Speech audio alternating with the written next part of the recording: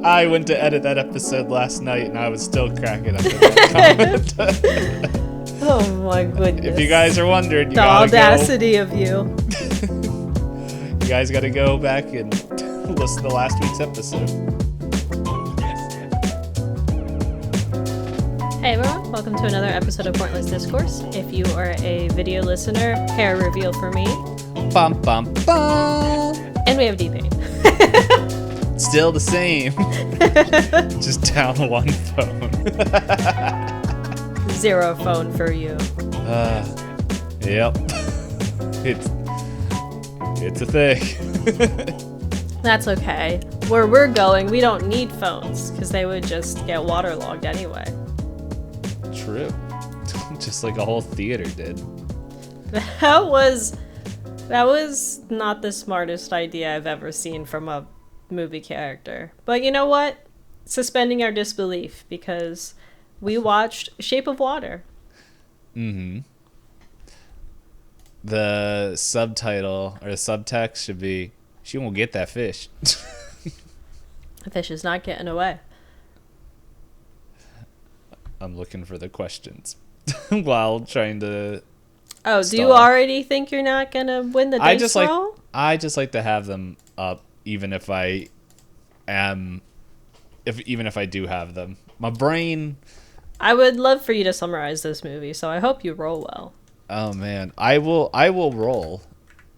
It depends. Like if I want to do it with the way today has been going, you're going to be giving.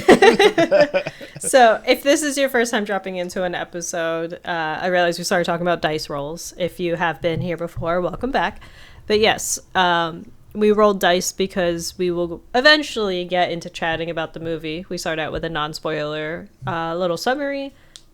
Since there's two of us, we decide who gets to give the summary based on rolling the dice, and then we go on from there. But usually we have a little bit of just little opening, just chatting to warm up before we talk about the movie. But again, like I said, hair reveal. I got my hair done today, and I was there for 8 hours. And it's a customer service job. So I've been talking a lot today while talking to a hairstylist because, sitting there for 8 hours. I saw my hairstylist I go to does have an option for silent appointments. Could you imagine me sitting there quietly for 8 hours? I think I would feel like the ghosts that we saw in Crimson Peak. And then when you leave, you would be like the fish man. Egg. Again, for audio listeners. For audio listeners, Itisdpayne was signing, as far as I'm aware. I did not check the validity of the that's as far as I know. Yeah. Of the sign language. I was gonna say ASL. I don't know if, depending on time accurate Guillermo Del Toro is. I don't know if there was the ASL was set up by the 60s. Google search can, or at least certified. When was... That's not how you spell was. ASL invented. 1817. Okay. Oh yeah, isn't the blind deaf lady Helen Keller? Well, I know there is culturally there's forms of sign language everywhere. I just didn't know when the American Sign Language became a fully determined thing. If it's been since the 1800s, that's fine. But I just mean there are different modes of communication, but because I have heard some different regions of the world will have their own sign language, and it's not necessarily one for one with American Sign Language. Mm-hmm. Or people will have slang that they've built into it as well. Yeah, they let everyone know they're number one. But yeah, no, this was... My brain died. My Don't brain be is your phone. Don't do it. It was the UI not connecting. Yeah, the UI is not responding. Samsung Home not connecting. I don't know. I thought I was doing good during my workout, and then the last update I did, it hasn't worked since. Dun dun dun. To be fair, it wasn't really working beforehand either. So, but yes. So Then, yes. T-Pain, I was gonna say, if you could have a trait of an animal, what trait would you like to have? Like, the character we have in this movie, he obviously fish, which allows him to breathe underwater. They say that he has two means of, like, breathing. So, like, if you could borrow a trait from an animal, what would it be? There's so many animals. So many options. I like the idea of flight for convenience and avoiding traffic and not needing to own a car for a lot of instances. But also, the sky is not made for people that can fly. But I think it would have been an easier pick if people didn't have, like, personal drones.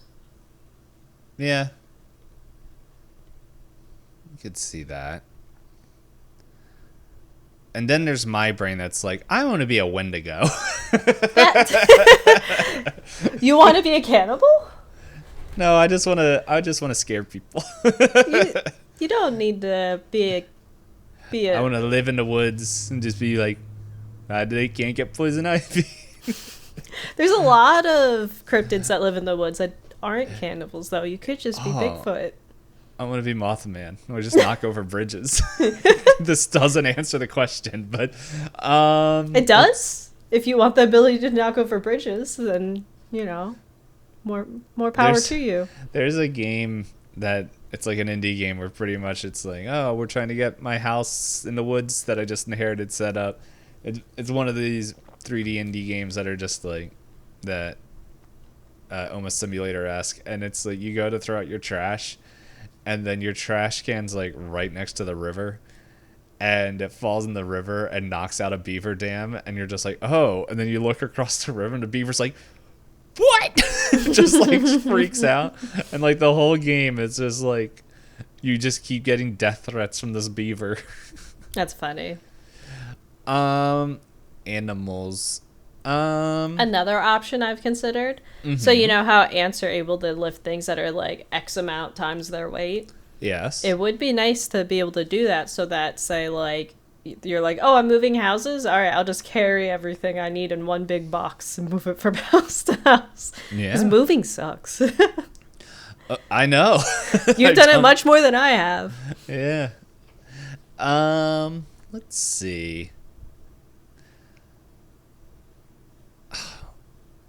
I'm having the same problem I do when I go to diners, where it's like, look at all these options, and my brain's like, there are so many options. There's 10 pages of menu. I know. Front and back, yeah. I see. The problem is, oh wait, just stealing a trait. Yeah, just a trait. Like, it doesn't in have my brain, to be. I was thinking of like the whole thing. I was like, well, I don't want to be a chicken because I'm delicious. So. Yeah, you would just be an anthropomorphic man covered in feathers. Yeah. Let's see. You'd be everyone's alarm clock. I'm gonna need one tomorrow morning. Uh-oh. Yeah. Let's see. No, the only thing that's coming to my head is, I don't know, I guess like a panda. What trait? The trait for everyone to think I'm adorable, so they just give me food. That's fair. I thought you were going the route of I only ever need to eat one food. Because you said diners are too many options. True. It would be very efficient. I can only eat one food. Yeah, it'd be very efficient if you were just like, oh, I have bamboo in my pocket. Do you need to buy food? Nope. Do you need to go to the groceries? Nope. Yeah, I don't know. Pandas are fun. The zookeepers clearly love them. Yeah. I think red pandas are hilarious because they have like no survival instinct. Yeah, they live in trees and go, nothing's going to get me up here. And then people are like, hello? And it's like, oh, God. Yeah, oh, man. I want to be Godzilla. The infinitely growing feet to hit the ocean floor part, because that would be cool. You could go as deep into the ocean. I could play the NFL or the whatever it's called, the NBA. I think all sports, because they'd be like, you have to reach the other line. Okay. Baseball. Oh, I get to steal the bases? Whoop. It's like, oh, you hit me and my giant feet? That would be fun. Now I just want to watch -0. You can't. Nothing's stopping you. We have a couple weeks where, well, you're a little busy during that little bit of a break, but I also don't have it, so I need to go buy it. Let's see. I will come up with an answer before the end of the episode. My actual answer as I think through all animals. All right. So if you guys are listening, feel free to leave a comment. Either on Spotify, especially when I forget by the end of the episode to answer. Yeah, leave a comment for us and let us know if you could have one trait from any animal, what would it be? And then if you guys notice that Dpayne doesn't remember to answer, feel free to put exclamation points. Put something silly so that he knows he's being yelled at. 'Cause I will be the one to see the comment. The notifications, yeah. I will forget what it is for by that time if I do forget in there, because this episode doesn't come out till the end of the month and it's the beginning. Timelines. No. It's funnier this way. Yeah, by the time that this comes out, my hair will probably already be like pretty faded. It won't be as vibrant, but we enjoy it while it lasts. It's going to be real interesting because we have 2 weeks in between our next recording after this, and it's going to be like the day of is like, wow, and then it'll be the next one is like, where'd it go? Well, fun fact, I've managed to figure out ways to make it so I only have to wash my hair once a week, so by next episode it shouldn't be too bad. It's just by the time the episode's out, it'll definitely probably start looking all right, you guys all heard it here first. You only have one episode to find the YouTube to see the live. But, all right, so while you think on your answer, are you ready to roll some dice? Yes. Talk some Shape of Water? Yes. I'm looking for the D12. I found it. I thought I had... Oh, I have one that's close. You know what? I'm rolling this one because it's blue and white like the ocean. That's where he lives. Maybe. Mm-hmm. Rivers? Oh, I just crossed off another animal I don't want to be. I don't want to be a crab or a lobster because they're also delicious. But everything's turning to crab. I'm sure you've seen that meme. Everything... I don't think I have. Oh, there's a joke about how everything evolves to crab or to have crab-like tendencies. So it turned into a whole little meme online about how we're going to slowly turn into crabs. Because I think from ancient times, things started to develop towards crab. So, a lot of different pieces of evidence point towards that. So, of course, the internet was very silly about it. All right. My phone's working. You just had to talk about your love of seafood and chicken. Yeah. And I'm not gonna mess with it. You just wait there. Wait your turn. Maybe I'll get... We'll all know if it actually works if all of a sudden notifications start going off, meaning I got text messages. What have the water dice decided for you today, Dpayne? They really wanted you to talk. Again? I rolled a 1. Oh, I rolled 2 of those. I can roll a second time. An 11. Go ahead. What this movie about? See, I told you that I brought up the questions. I thought we were trending towards a 50-50 for which one of us has given the summaries so far, and it's not. It's you. It me. The summary giver. There it is. I lost the thing.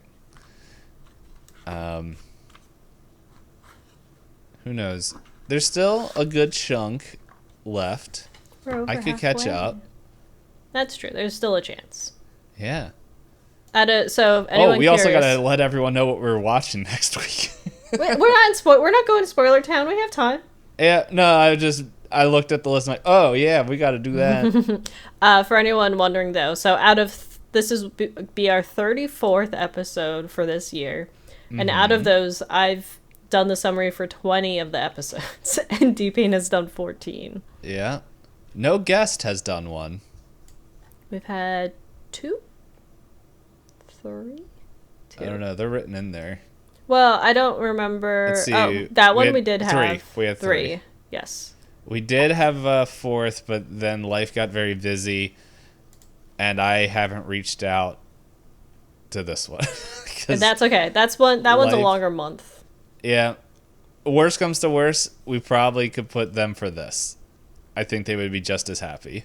That's totally fair. But all right, so before we get too lost in it, so summary for The Shape of Water. Have you ever worked in a secret facility and gone, I'm curious, and immediately fell in love? Maybe. I'm not allowed to talk about my secret work time areas because they're secret. But yeah, so that's my like silly question version of it. But overall, the movie does follow multiple perspectives, all surrounding around, like we kind of talked earlier, a first fishman, for lack of a better term. We have different viewpoints on how he's important to different people, and they all overlapped by the end of the movie, all trying to decide what's best, either selfishly or unselfishly, for this creature.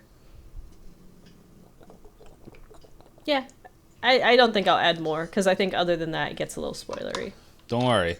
If anyone made it to the end of last week's episode, they all know what this movie is about. But it's not the most ambitious love story. I went to edit that episode last night, and I was still cracking up at that comment. Oh my goodness. If you guys are wondering, the audacity of you. You guys got to go back and listen to last week's episode. I know. If nobody, like, anyone who's, like, seen us hang out at PAX Unplugged would be like, oh, that's a joke. Anybody else is like, gasp. Especially last year. Yeah, but also, like, the gasp is probably because you made the joke and I didn't. So people are like, what is... It's okay. It's my white privilege. Okay, hey, Strickland. So this was your only movie that you watched of this director. Would you watch the rest of their catalog? I'd say yes. There are some things about the movie I didn't necessarily love when it came to some of the characters and some of the pacing, but overall it was a very entertaining. Like, I think on one hand, I wish there were more moments where we could just kind of sit with the characters, but on the other hand, they put a lot in the movie, so it was never boring. Mm-hmm. How about yourself? I would. It's like I think this movie, so it's interesting because I think this movie reminds me a lot of Hellboy 2. I just had a video finished rendering that no one will hear. So, you scare yourself, essentially. I was like, what? Oh, that's who's talking? Me. And so I think I think Del Toro is really good at showing the visuals of this time period. This is Cold War. Hellboy 2 is Hellboy 2 is later. That's more modern day. But there's like a lot of callbacks to like World War II in there. Yeah, this Shape of Water, I believe they say specifically like 1962 in the Wikipedia. Yes. Yeah. But I think I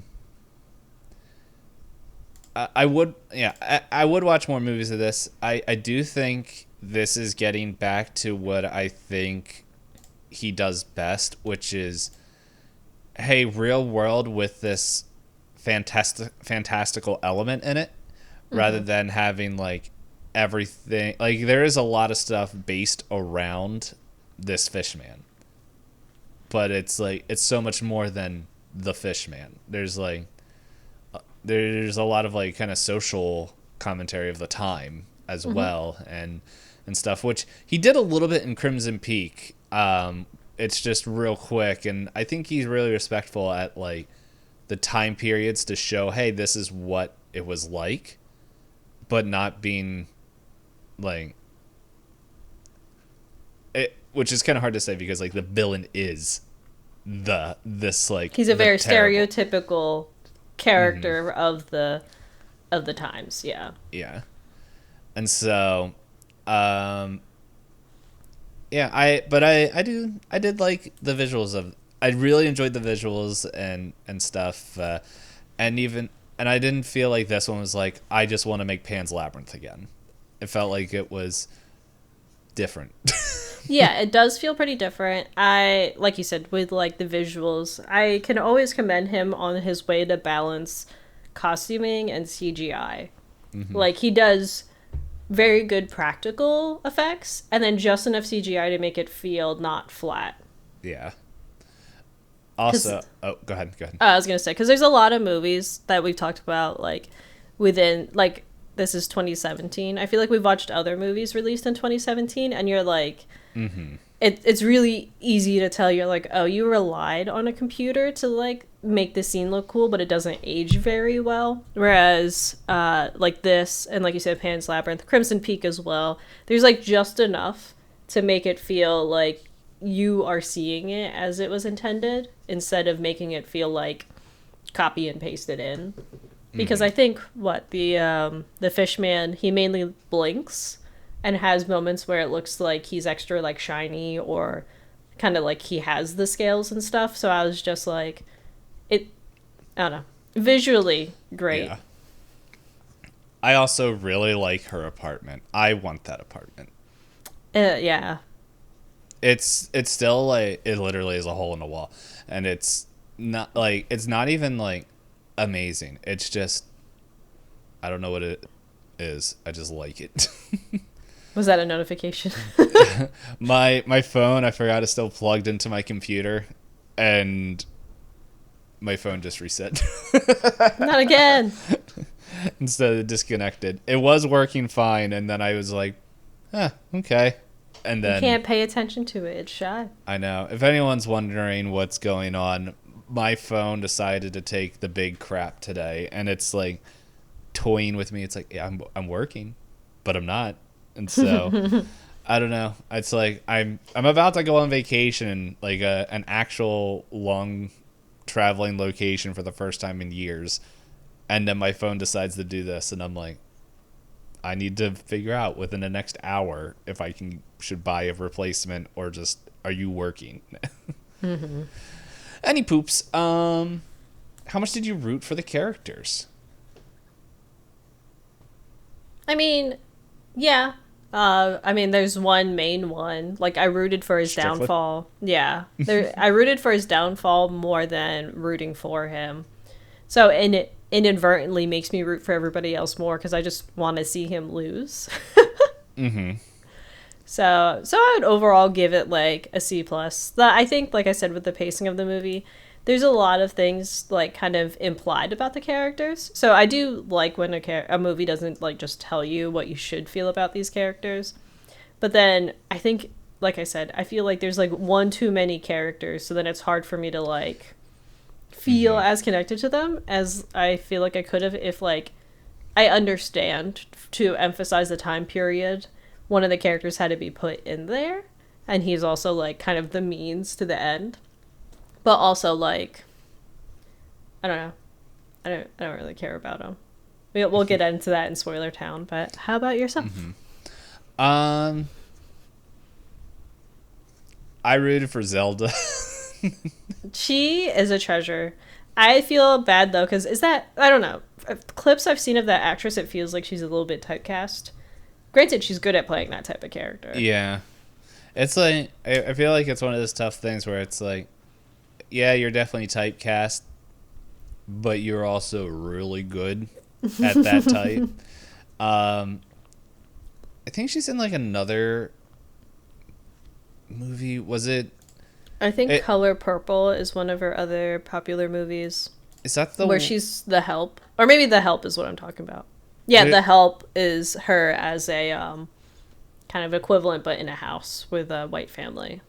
Mm-hmm. She's also in Hidden Figures. That's what I was thinking about, like the NASA, the people. Mm-hmm. She did all the like calculations for all that. I will say I was like, has nothing to do with the movie, but I was just like, well, sort of.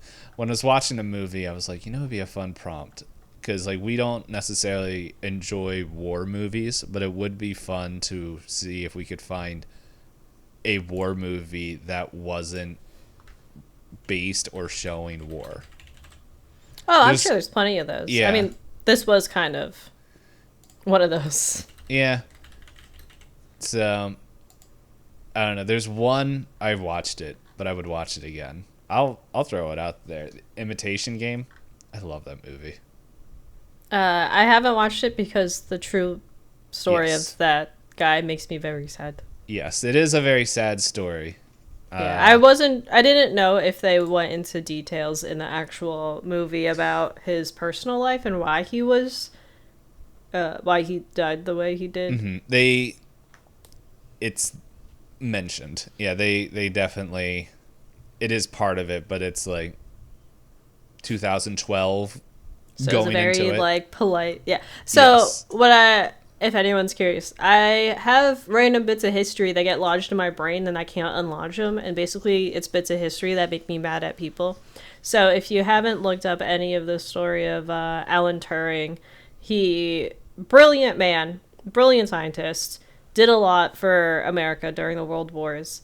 And then they found out he had a male lover and did terrible things until he was like, oh, I no longer want to exist. Mm-hmm. And I was like, wow, history sucks when you're like, wow, that's a cool guy. And you read about him and you go, of course. Mm-hmm. They can't let a cool guy just be a cool guy. Yeah. Yippee. But in any case, I mean, imagine what would have happened to the main character in this if everyone found out about her and Mr. Fish. A lot of people figured it out. Yeah, but she didn't hide it very well. Not particularly. But you know what? That is like so close to the plot. What did you think of the plot of the movie? B plus. Like, I think while it is tasteful of how Del Toro approaches to some social commentary, I think it's hard for me to really feel like it's like, I don't know, like it feels kind of like Baby's introduction to social commentary of the time period, since we watched Spike Lee movies. Yes. And like Spike Lee having a lot of lived experience of living in America in very tumultuous times, he has a very like, I'm not gonna hide from it kind of lens, and I think I appreciate that in film. Whereas like, it's not a bad thing that Del Toro did the light mentions, but it also feels like, in some ways for me, it was kind of like, we can overcome them just by like proving them wrong. I'm like, if only it were that easy. If only. Mm-hmm. And then the other thing, like I said with the plot, I felt like some of the pacing was a little too fast for me to feel, like for me to understand why the characters felt the way that they did. Like, kind of like based on the poster of the movie and a lot of the trailers, it's very clear where the relationship leads, like what the main relationship of the movie is. Mm-hmm. But I thought we were going to get some kind of moments where I'd be like, oh, yeah, I get it. Instead, it was just like, well, don't you understand? I'm like, there's still like another hour of the movie left. We're already like, we're already in it. So, like I said, I think just for me personally, I think if one of the plots was like not as focused on and that time was given towards like building up the feeling of the relationship, I think I would have appreciated it more. But I understand like the overall message of the movie, and it's not a bad message. I just think like there were a lot of in love with a fish, man, just go all in. Yeah, but I think there were a lot of messages happening instead of a focused one for me personally. Yeah. How about you? I think I would give it the same, like around a B. It was so a little peek behind the scenes. I would say maybe like 3/4 of the time I see the movie before Hop, and I give her a heads up if there's something that I think would not float. And I mentioned to her, I'm like, don't know, last night, because that's when I was able to watch it. Mm-hmm. And she's like, you mentioned you already watched it, and you said, yeah, it was kind of telegraphed. And I feel like this movie, mostly everything was telegraphed. It does have a very big main character syndrome to it. And when I say that, like, not necessarily in the way that, like, magic tends to feel for, like, younger fiction, where magic, like, comes and saves the day for the main character. This one felt like main character syndrome in terms of, like, of course it has to work out, because, like, the movie kind of already tells you it has to work out. Mm-hmm. So, like, I don't know. I agree. Like, there were stakes, but I wasn't really buying into them. Yeah. Like, and I wasn't, like, super concerned, but like, the only person I was like that only was ever in real danger was Dimitri, the scientist. Yeah. Yeah. I forget what his name is. Any poops. And last question: how likely would you recommend this movie to others? I would recommend it. I think, like I said, it's very watchable. I think it's a nice introduction to people to say, like, talking about differences and disagreements and some social commentary. Easy to say, like, hey, this is supposed to be in the 60s, but what are we talking about nowadays? It doesn't feel that different sometimes, now does it? So I think it's a nice introductory piece. And if they are able, granted, there are some people that will watch this movie and just go, Fishman, how does it work? And it's like, well, I probably wouldn't talk to you about movies anyway if that's all you got out of this. But, yeah, I mean, I think it's a solid movie. How about you? I would agree. I enjoyed it. I thought it was fun. As I said, the visuals were great. And even though, like, it was telegraphed, I think I think I've already been here, but I think just because of how many movies we watch now, I'm like, it has to be, which I feel like, slight segue, I feel like next month is going to be one of those things where, like, didn't really see it's that not, coming. he's not a director that's very predictable. Yes, so that is his thing, but that's his shtick. Yep. But no, I did think, like, even though it didn't feel like there was any real threat to everything. Like, there was tense scenes, but it was like, I never really felt like anybody was in real danger. Yeah, I feel like it would have been really helpful to have one less perspective in that sense, because some of the things that could have felt like high stakes were pre-explained away. Again, we'll get into it in Spoiler Town. Yeah. But yeah, that's all we got for that. And we're about to go to Spoiler Town, but now we will let y'all know, in case you got to head out here, who we're watching next month. I just blinded myself. Not again. Because I had to go back. I'm like, what's his name again? We are watching David Lynch movies. He's been on, I watched Twin Peaks, but he has been on, well, at least season 1 and 2. I haven't watched 3, and I think there's a 4th. But he has been on my list to watch for a while now, and we found the movies that fit our criteria, which was a little bit tougher than I would like to admit.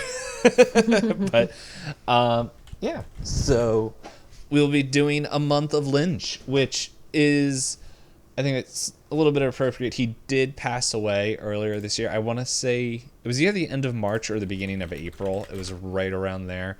It might even been in February. I don't know when off the top of my head, but January 15th. I was wrong on all accounts. But yeah, so he passed away in January, and yeah. When is his birthday? His birth date. Yeah. Let me reopen the tab I just closed. I was like, I'm wondering, do we get his birthday? I don't think we did. No, it was January as well. Oh. Let me go to Wikipedia. Says January 20th, 1946 to January 15th, 2025. Can you imagine if we started off with it would be a wild ride. Yeah. I can agree to that, yeah. Yep. Anyway, yeah, so the first movie, if you guys had to head out here, that we're watching of his is Eraserhead. And I know there's some movies of his that certain people say you have to watch. So if we don't watch it, you feel free to ask, and you will receive an answer at some point. So, but anyway, are we ready for Spoiler Town? Choo choo. Yeah. You've got a different alarm setup than usual? Yep. It's the one on my computer, because even though my phone, it was staying on. I was looking at it. Sometimes it stays on. Sometimes it does. Oh. I don't know what it's trying to do. I think it's trying to update, and every time it tries to update, it dies. So I'm just going to let it do its thing there. I'm going to also unplug it from my computer and plug it into the wall. So yes, we will be starting with that, and yeah, Spoiler Town. Wow.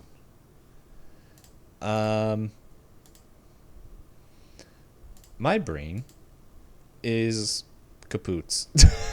Whole kapoots. All right, so I'll start off with just saying, like, I understand why we had the Russian scientists. Dr. was it Bob? Because they made fun of him for, like, his newer identity. Yeah, like, I understand why his perspective was important in reflecting, like, the current times for, like, the 60s and, like, the paranoia around the Cold War and everything, and a lot of motivations. But I felt like because his perspective was in the movie, it, like, filled in gaps before they became gaps. Because, like you said, like, it was hard to feel like there were any stakes in the movie. Like, when they go, here is the bomb for you to use for the timer. Also, here is an ingredient for you to use for the creature. Also, here is, like, all the tools that they would have needed help with later. We were told as an audience that he had them. So you're kind of just sitting there going, all right, well, based on how everything's going, so-and-so is going to come save the day. Whereas I think it would have been more interesting as a viewer if, like, we had him in a bunch of scenes and he doesn't seem important, and then he comes and saves the day. Yeah. Yeah. Yeah, it's definitely... Go ahead. Oh, I was just going to say, there were definitely ways to make him seem like a suspicious spy without us having to go to his apartment multiple times, without us having to go to the meetup multiple times. And like I said, I personally would have preferred if the time spent on him was spent instead on either... I think Strickland got plenty of screen time, but spent more on that gap of time where she's bringing her new boyfriend eggs and music. Because it went, literally, for me, it went from, what is that, to, oh my god, we're dancing. I was like, what did I miss? Yeah, it was very quick. And I think it would, yeah, if they cut his stuff, because I think that would also bring a whole nother tension to it, where, if, like, we saw him see her communicating, but then it was just like we never interact, like that doesn't come what back. Does he do with the information? Yeah, until, like, and then, like, even because that would even make, like, that whole scene where Strickland is is beating Fishman with the taser stick, and he's like, "Let us gut him open." And he's just like, "Rawr, army," and but then like Strickland like sees Alicia in the background. I'm just sitting, and it's like that would bring like a whole new tension to it, and all that stuff. So it's just like, yeah, it would have been fun to like build that up a little bit more. Really, honestly, what it reminds me of is La La Land. Like, Okay, I haven't watched that. so it is a fun movie. It is a musical. I enjoy it, but I also really enjoy musicals. And the whole movie is pretty much super low stakes movie.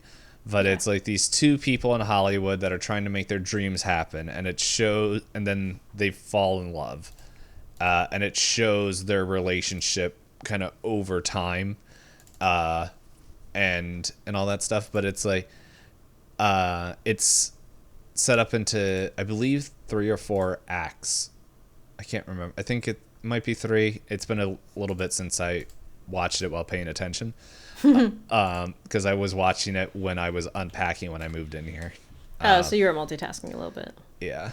But in that movie, the pretty much like the Emma Stone and Ryan Gosling, like they see each other and they're like, blah blah blah, poo poo poo, and then it's just like, oh, we sang a song, we kind of like each other, and then it's like it does a montage of them dating and like doing different things, and of like all the like the feelings are like kind of shoved in a 5 to 7 minute montage musical number.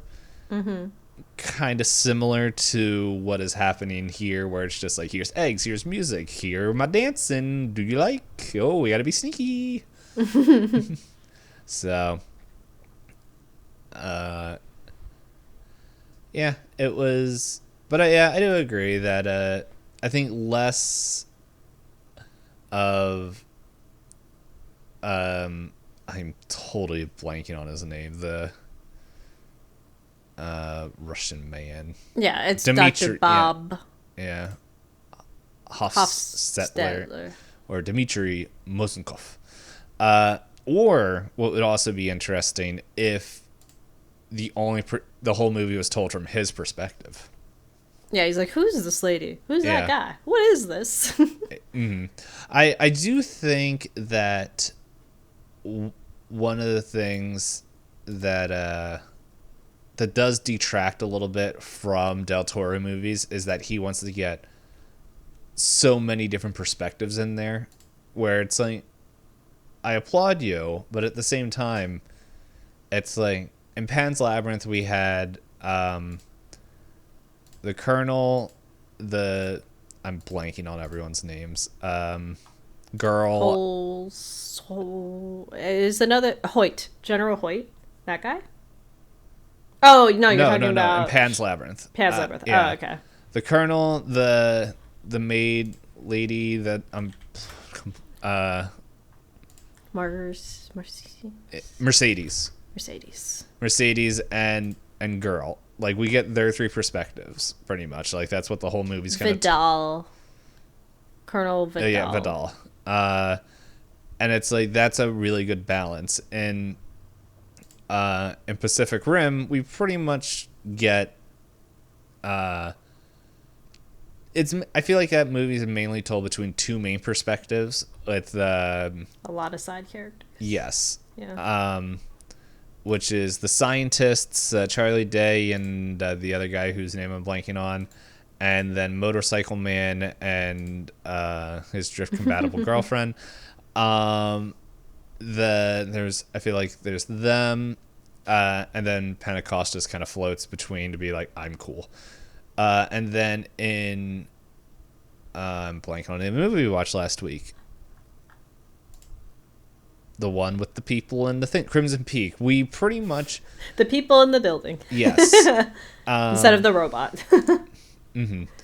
But yes, Crimson Peak, like, we pretty much only get one perspective in there, but like we do have a bunch of little side stories, and I I feel like with Hellboy, which wasn't on the list, that is pretty much it is Hellboy is the main perspective, but we also get Abe and Hellboy's girlfriend, which I'm totally blanking on her name. But she, like, we kind of get bits and pieces of them, but they, like, and then I think there's, like, one other character, but it's, like, I don't think it detracts from it all. But it's sometimes I think he just adds so many other characters that it's like, okay, I think if, as you said, like, just choose one or two rather than, like, here's four. Yeah. Because, yeah, like, in this one, we have her older neighbor has his own small plot line. It's much shorter than everybody else's, but he still has his plot line.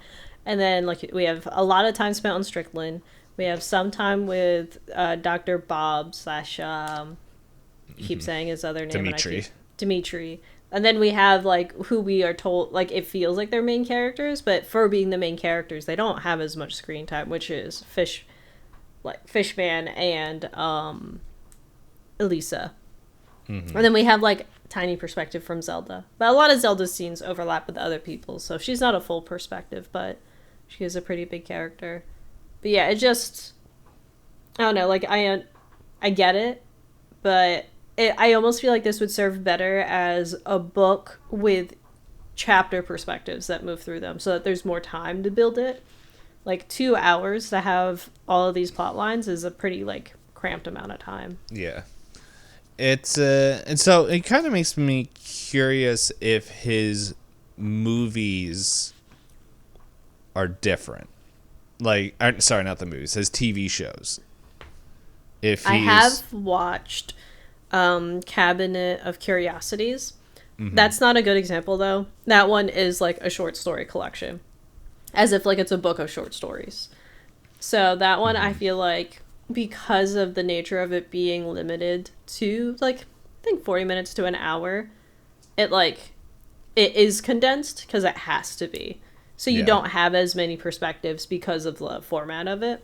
Mm-hmm. I haven't watched anything of his that's longer format. Yeah, I know he has the Frankenstein. That's coming out later this year. I'm excited. They finally have a hot Dr. Frankenstein played by Oscar Isaac.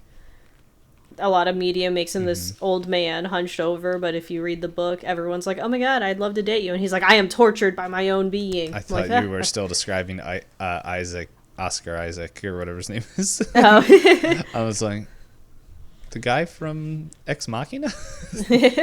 He is tortured by his own being. Yeah. And killed. Oops, spoiler.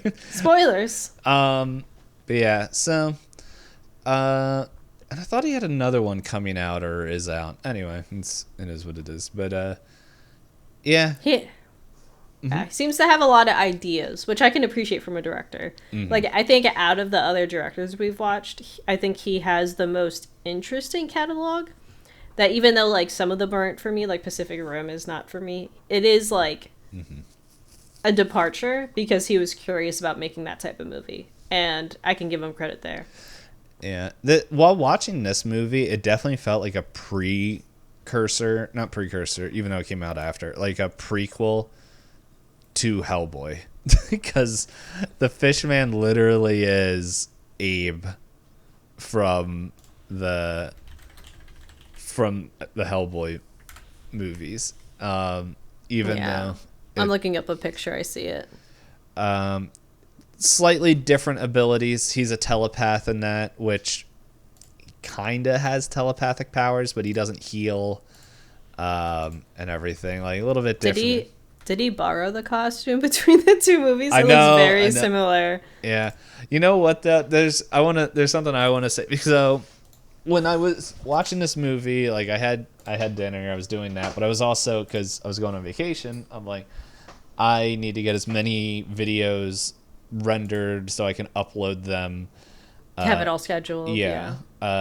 So, like, I believe Pointless Discourse is like the only episode that won't be going up, but I think I have pretty much everything else set up and ready to go, and That's what tomorrow when I get home from work. Oh, I just looked over and saw Abe. Yeah. Yeah, that's what I mean. Like, it looks like the costume is very... Yeah. Um, so anyway, all that was going on, and so one of the videos finished rendering, and so I went to go and just set that up. But where my computer is, I can see my TV.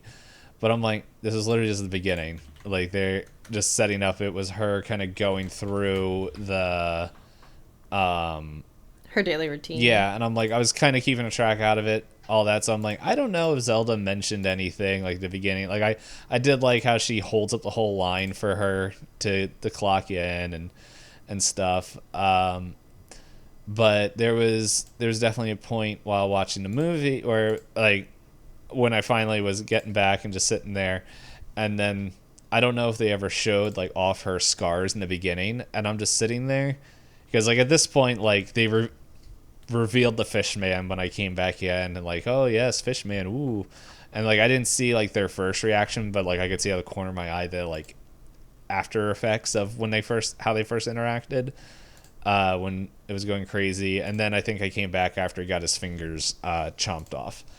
But I'm sitting there looking at that, and then like it shows her. There's a scene where like it shows her neck, and I'm like, those are gills. I don't. Nope.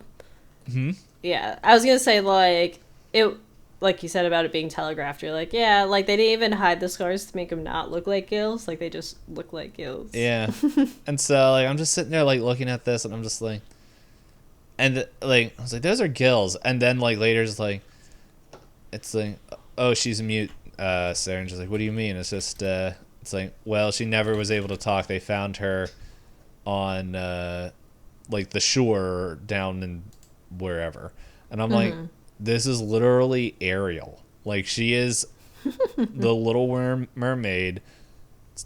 And you know what? It's funny because like here's something else that's just reminding me of Hellboy too, because yes, Abe and the Fishman look the same. You sent me a picture of them side by side.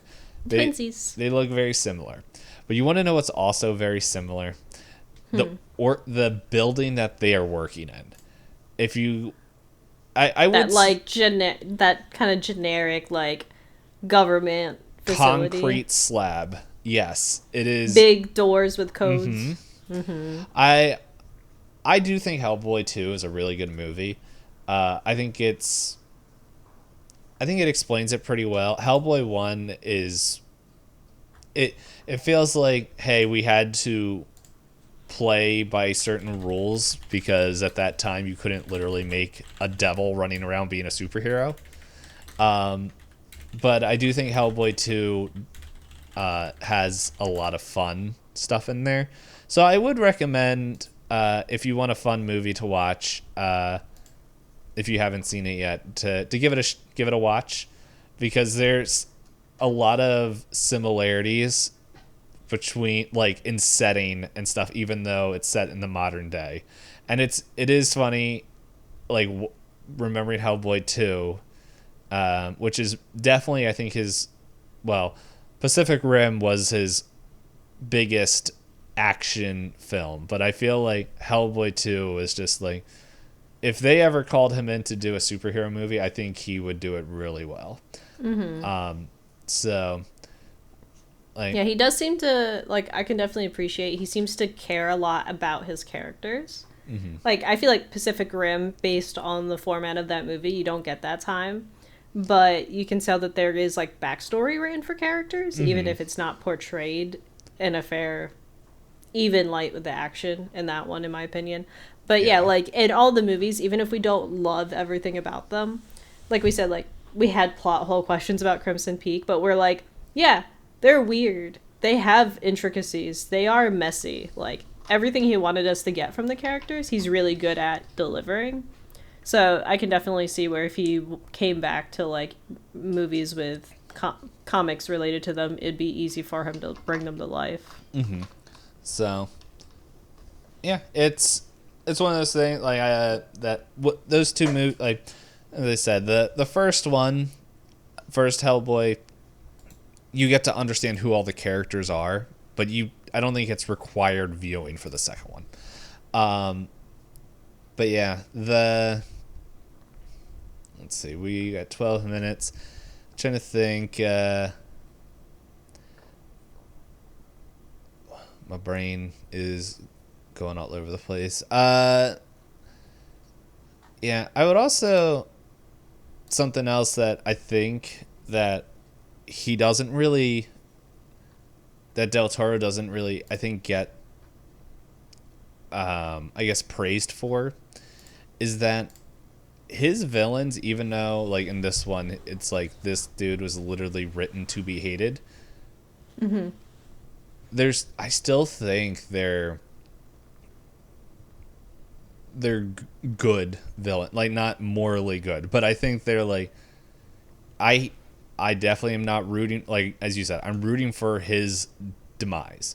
Yeah. And it's like, and even though we said there really isn't any tension, but he is, like, I think Del Toro is really good at writing still a scary villain. Yeah, I think. Oh, I was just gonna add on. I think the really interesting thing about Strickland is even though he's like at some points comically evil, right? You're like, of course you're having bad things happen to you because you're playing with fire over and over again. But he also managed to sneak in ways of like implying why he is the way he is. So it makes it even more believable that he ended up awful because of like the way the work stress seems to play out for him and his personal like belief system, which is icky, gross, awful. Yes. Like, I think the moment when he was with his wife, more butt cheeks, by the way. Yeah. The moment he was with his wife and he was like, she was like, your hand smells bad. And he was like, you know what? And I was like, ew, he's going to do mean things. Again, telegraphed. I was like, he wants to do mean things to the main character of the movie. No, don't do it. Mm-hmm. And then he tries to do the things. And I'm like, yeah, I understood that in like a half hour ago. And I was hoping we would not come back to it. Yeah. It's, and like, yeah, as you said, like, there's like just moments where he's like comically evil, where it's just, once again, going back to Pan's Labyrinth, I forgot his name again. Vidal. That dude is scary as all get out. Like, scary evil, not comically evil. Yes. Like, it's just like, I can't imagine being that evil. Mm-hmm. And the thing, like, I feel like the end of Shape of Water, we see, like, I think we see how scary Strickland is, because it's like based off of like just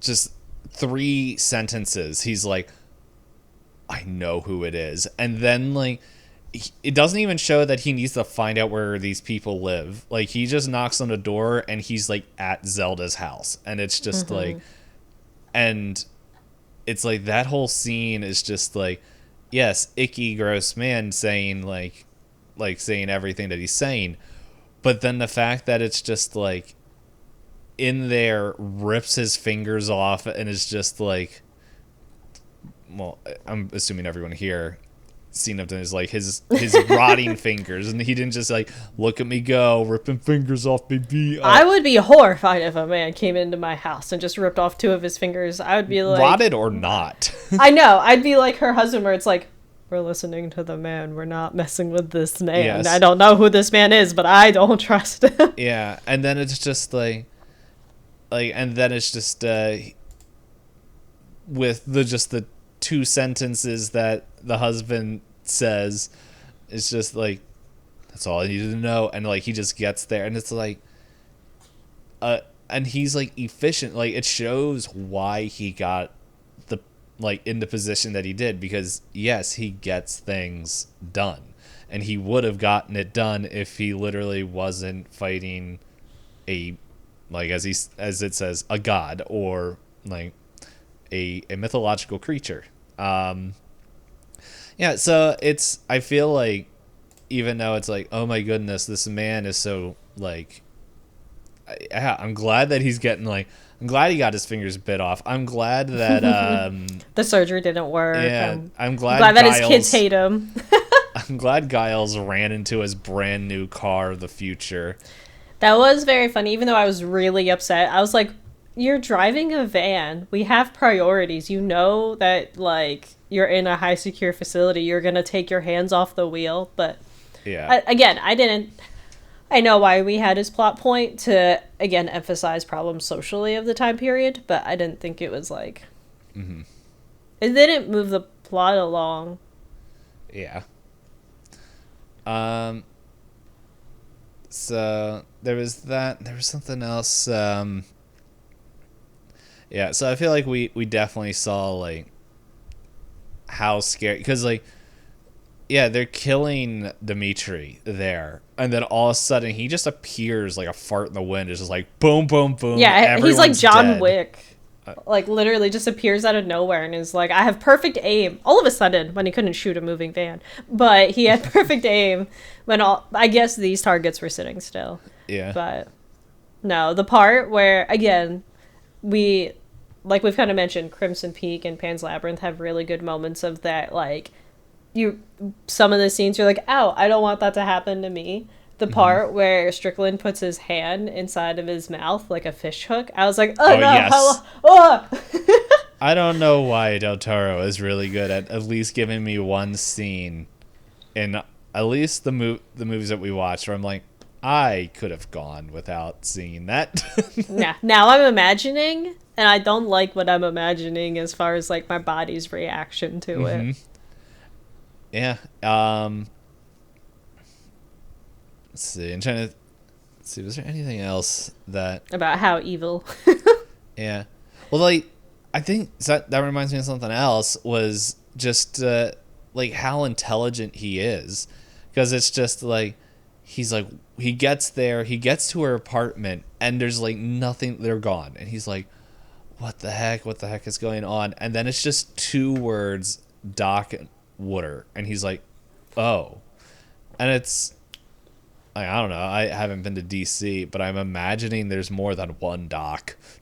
They're in Baltimore specifically in this. Oh, yes. But yeah, I don't know.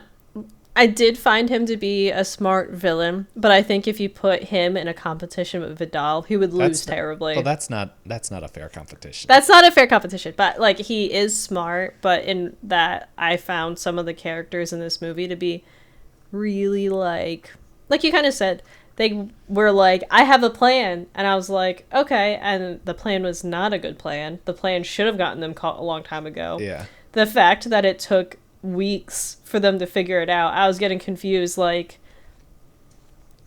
I don't know, like, my brain could not fathom that he didn't cross interview people better.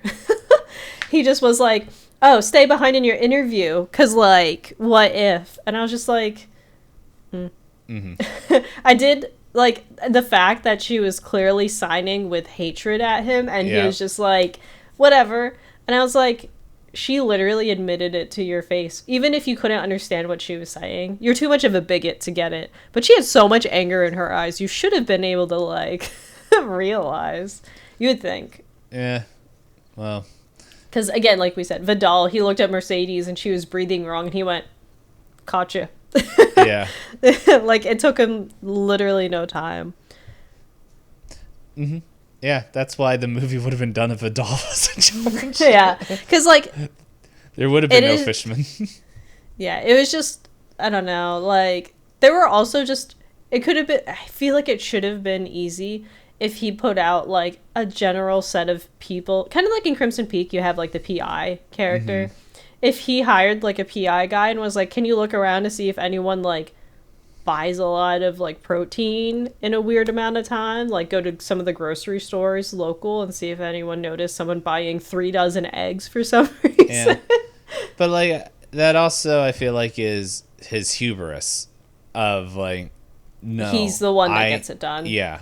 And just, and, like, with his whole conversation with Hoyt, like, I was like, no, I'm the one who gets things done. You can trust me, yada, yada, yada. Yeah, like, we see that there. That makes sense. And he also has that opening scene where the women are in the bathroom. He's like, no, no, stay. And then her and Zelda's like, Mr. puts his hands on his hips when he uses the bathroom. I was like, Zelda's so fun. Yeah, there's a couple scenes that I think were like just made me crack up a little bit. One was the whole thing of like F you and signing towards there. It's just like, yeah, you tell him, even though you're ruining everything. Yeah, you're giving it away, but it's you like, know what? It's like, be glad that he thinks that you're lesser than him. Otherwise, it wouldn't have gone too well. And then pretty much Zelda literally talking to anybody. But I think my favorite was definitely was like, she's talking to her husband. It's like, you don't move and don't talk for the whole 2 years you're here, and then all of a sudden a white man comes in and you won't shut up.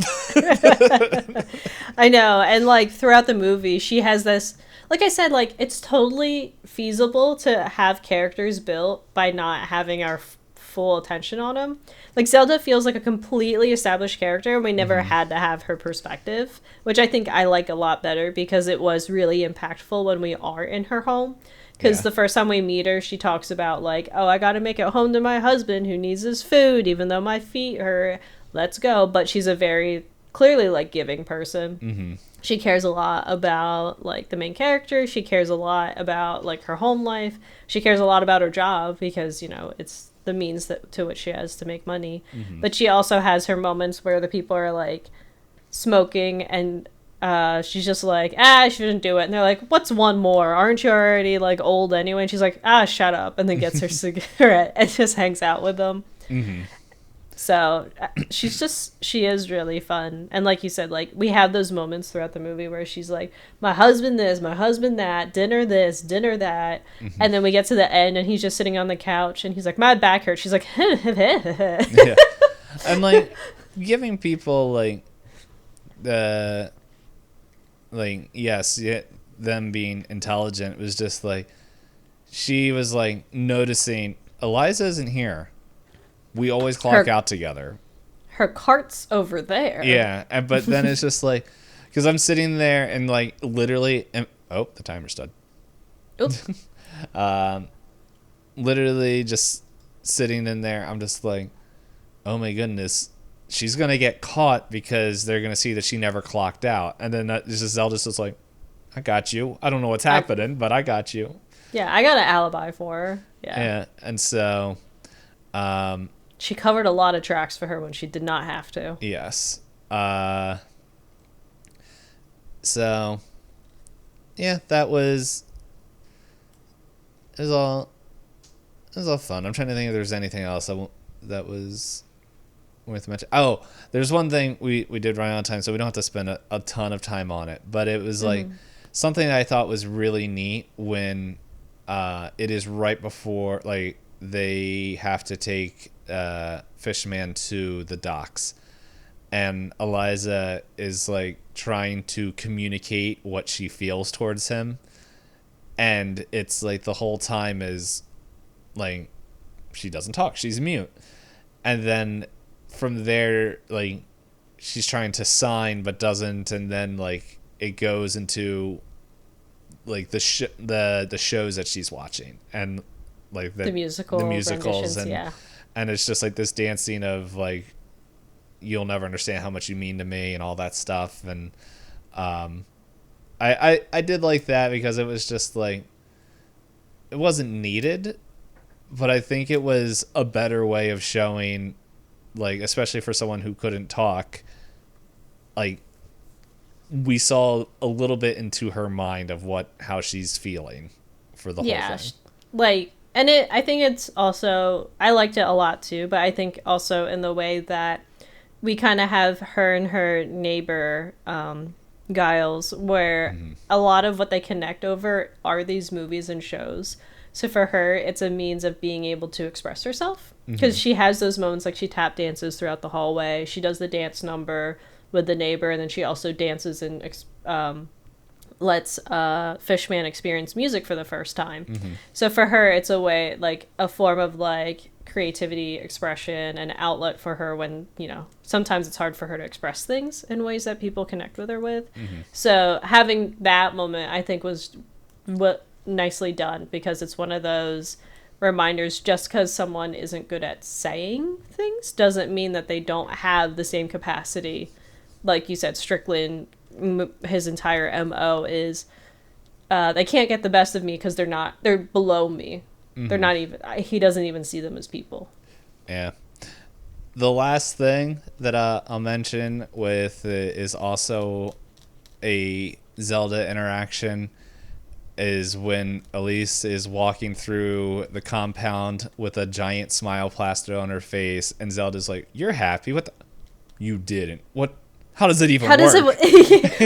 She's just signing, just like, it opens. Yeah, not really signing, miming it, really. Yeah. Just doing charades, and she's just like, wouldn't you? Can't trust. Yeah. Just like, can't trust a man, or just like, I thought he was smoother than whatever. I thought he was a Ken doll. Yeah, essentially. And so, just he's like, ain't for me, but hey, you do you. So. Yeah. No, it was. Yeah, I think she was a good comedic relief and helped. I think she was a good foil for the main character in terms of like, she was actually like really observant and really smart and able to help the main character through a lot of things, and also in a way that's like kind of was funny, because I think if we didn't have the comedy in it, it would have been a pretty, like you said, like a movie that's just like, yeah, it's going through its paces, we're going to this part, I know what this next part's gotta be. But now that, like you said, we're kind of wrapping up our discussion of the movie, what trait from an animal would you like to have? We'll see you guys next of course, and then my brain immediately goes to like, train. I want to be trained. I was like, that's not an what is wrong with my brain? Why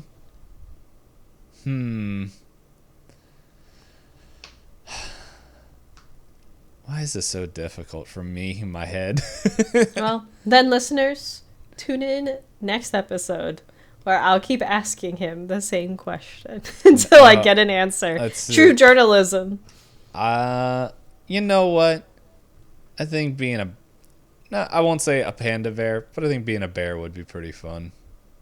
What trait would it be that you would want from being a bear? I get to sleep for like 3 months out of the year and no one cares. Beautiful. Really well done. Also, I agree. A lot of berries. But not one of those weird Charmin bears. Anyway, that is it for this episode. Thank you, everyone, for listening and checking out. And once again, next week we are going to be starting David Lynch. Our September director. Yeah. And doing Eraserhead. So join along from one form of madness to another. And we'll see y'all next time.